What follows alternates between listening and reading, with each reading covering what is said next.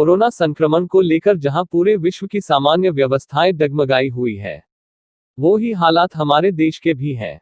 इन्हीं हालातों से जूझते हुए जहां प्रजातंत्र के चारों स्तंभों ने वैकल्पिक व्यवस्थाओं के माध्यम से नवाचार करते हुए नए तरीके ईजाद किए हैं, वैसे ही तरीके शिक्षा विभाग द्वारा भी अपनाए जा रहे हैं, जिनका सफल परीक्षण राजस्थान के अजमेर जिले में स्थित दयानंद कॉलेज में देखा जा सकता है।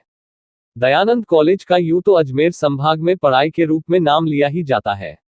इस महाविद्यालय से पढ़े हुए विद्यार्थी देश के कोने कोने में न केवल अपने परिवार का वरन अजमेर जिले का तथा महाविद्यालय का नाम भी रोशन कर ही रहे हैं।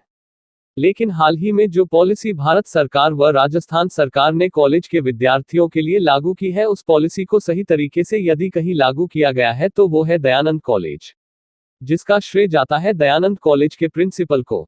प्रिंसिपल श्री लक्ष्मीकांत शर्मा ने बताया कि आज पूरे विश्व में ऑनलाइन क्लासेस के माध्यम से बड़े बड़े कोर्स करवाए जा रहे हैं।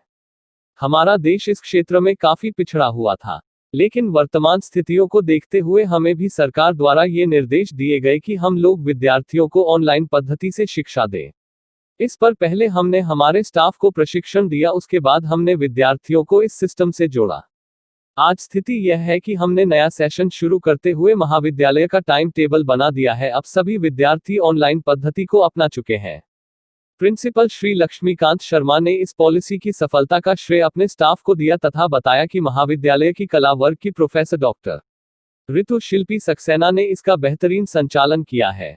इस पर कला वर्ग की विभागाध्यक्ष डॉक्टर ऋतु शिल्पी सक्सेना ने बताया कि वो ऑनलाइन पद्धति के माध्यम से अपने विद्यार्थियों को आसानी से लेक्चर दे रही हैं।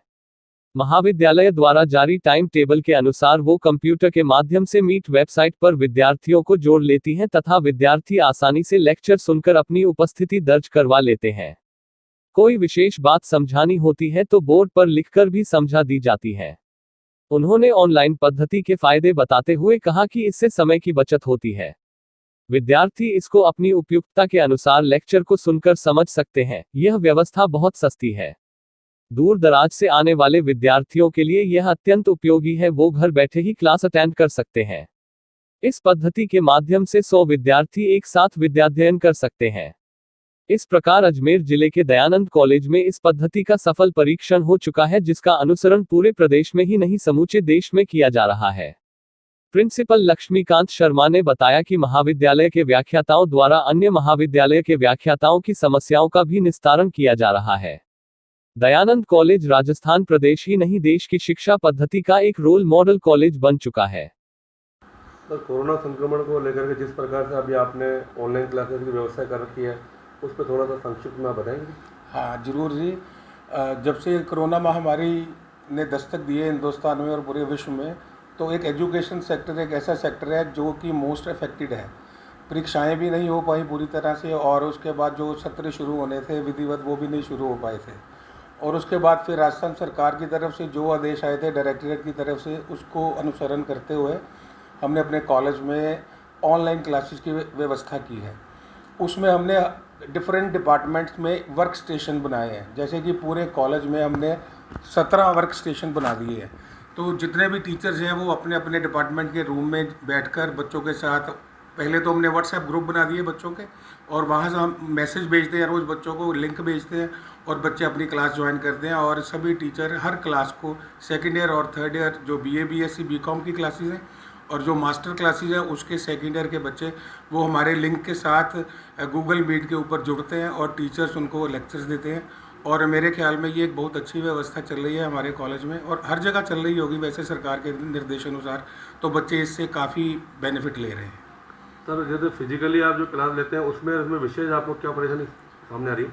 देखो, परेशानी वाली बात तो कोई नहीं है। ये एक नया एक्सपीरियंस था बच्चों के लिए भी और टीचर्स के लिए भी। फॉरेन कंट्रीज़ में तो online and work from home तो चलता ही है, बहुत कई सालों से चल रहा था, लेकिन हिंदुस्तान में ऐसी कोई सुविधा भी नहीं थी और बच्चों और टीचर्स को इतना ज्ञान भी नहीं था इस बारे में। लेकिन धीरे धीरे नए नए पोर्टल्स आते गए, सरकार की हिदायतें आती गई और टीचर्स ने खुद भी सीखा इससे, और अब उन्होंने ऑनलाइन पढ़ाना शुरू किया और टीचर्स और बच्चे दोनों एंजॉय कर रहे हैं। कई ग्रामीण क्षेत्र के बच्चे होते हैं, मान लो वो कई बार क्लासेस रेगुलरली अटेंड भी नहीं कर पाते थे, लेकिन वो अपने घरों से क्लासेस में जुड़ते हैं और अच्छी से वो शिक्षा प्राप्त कर रहे हैं। हमें कोई खास दिक्कत नहीं आ रही है इसमें। धन्यवाद। कौन सा सब्जेक्ट पढ़ा रहे हैं बच्चों को ऑनलाइन? क्लासेस में? मैं यहाँ ड्राइंग एंड पेंटिंग में क्लासेस लेती हूँ और डीन सीसीए हूँ। साथ में इसी डिपार्टमेंट की विभागाध्यक्ष भी हूँ। हमारे यहाँ हर सब्जेक्ट में ऑनलाइन क्लासेस का प्रोसेस चल रहा है और जितने भी बच्चे हैं वो अपने टाइम टेबल के हिसाब से मीट ऐप पर आते हैं, जुड़ते हैं और अपनी क्लास अटेंड करते हैं। सब्जेक्ट टीचर उन्हें उस टाइम पीरियड पर जो उनकी क्लास का टाइम है उन्हें शिक्षा दे रहे हैं। इससे ये भी फ़ायदा हुआ है कि जैसे ग्रामीण क्षेत्र के बच्चे जो डेली नहीं आ पाते थे या जिन्हें आने की सुविधाएं नहीं थी, वहाँ से दूर से बसें या उन्हें साधन मिलने में दिक्कत आती थी, बहुत सी क्लासेस छूट भी जाती थी सुबह के टाइम वाली, तो वो बच्चे भी अब रेगुलर अपनी क्लासेस अटेंड कर रहे हैं। ये अपना आज के समय के हिसाब से बहुत अच्छा प्रोसीजर है ऑनलाइन क्लास।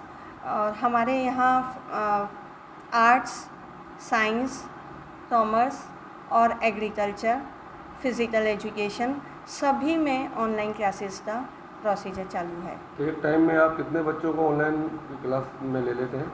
मैक्सिमम 100 हम बच्चे यहाँ पे जोड़ लेते हैं और अपनी क्लास वो बच्चे अटेंड कर सकते हैं। क्लास के दौरान आपको जैसे कोई टेक्निकल प्रॉब्लम वगैरह या कोई नहीं, अभी इस तरह की कोई प्रॉब्लम, क्योंकि नेटवर्क अभी काफ़ी स्ट्रॉन्ग है और गांव-गांव में नेटवर्क अच्छा आता है, तो किसी तरह की इस तरह की कोई परेशानी हमें सामना नहीं करना पड़ रहा है। Thank you.